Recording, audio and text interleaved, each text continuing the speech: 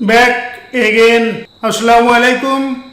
আমি রুহুল আমিন টেকটেলিজেন্ট চ্যানেলে আপনাদের সবাইকে সুস্বাগতম। আজ আমি আলোচনা করব আধুনিক বাংলা নাটকে একজন বিখ্যাত ব্যক্তিত্ব উৎপল দত্ত সম্পর্কে। তো চলুন শুরু করি।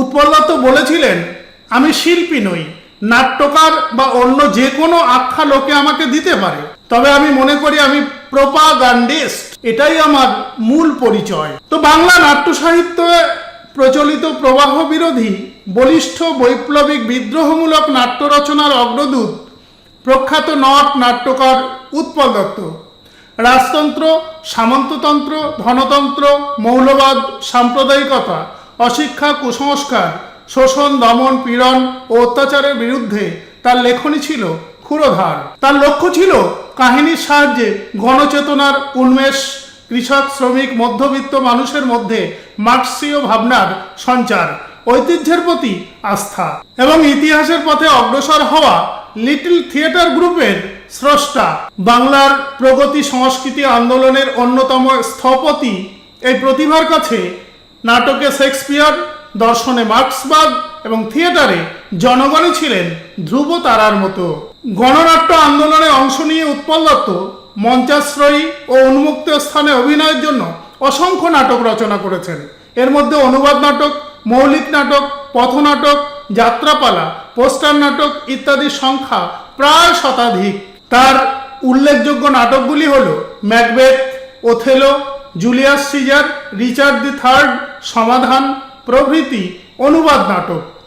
অঙ্গার, ফেরারি ফৌজ, টিনের তলোয়ার, ব্যারিকেড, কঙ্গর কারাগার, দুঃস্বপ্নের নগরী, তিতুমির, লাল দুর্গ, ঘুম নেই, মে দিবস, নীলকণ্ঠ, দ্বীপ, কল্লোল, মানুষের অধিকার, শৃঙ্খল ঝঙ্কার, পাণ্ডবের অজ্ঞাতবাস, জনতার আফিম, নীল সাদা লাল প্রভৃতি মৌলিক নাটক।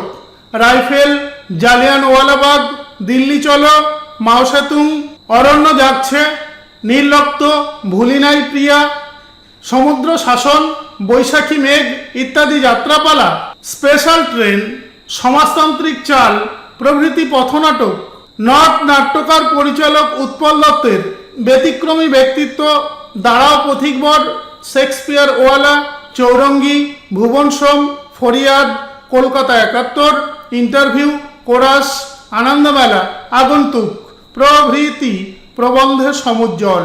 উৎপল দত্তের কাছে নাটক হয়ে উঠেছিল আন্দোলন, প্রতিবাদ, প্রতিরোধের অন্যতম মাধ্যম।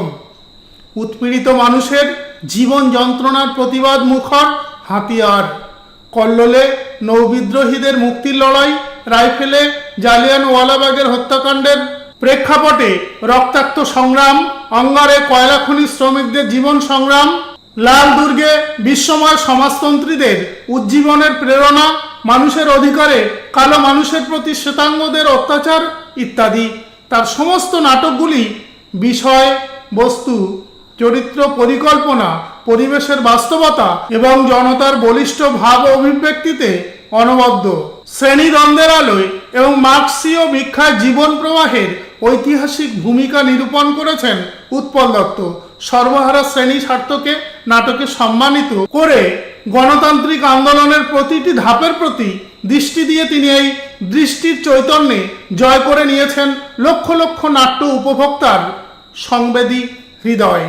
তো বন্ধুরা, আজকের আলোচনা এখানেই শেষ হলো। যদি ভালো লাগে লাইক, কমেন্ট, শেয়ার ও সাবস্ক্রাইব করতে ভুলবেন না। দেখা হবে পরবর্তী টিউটোরিয়ালে। ধন্যবাদ।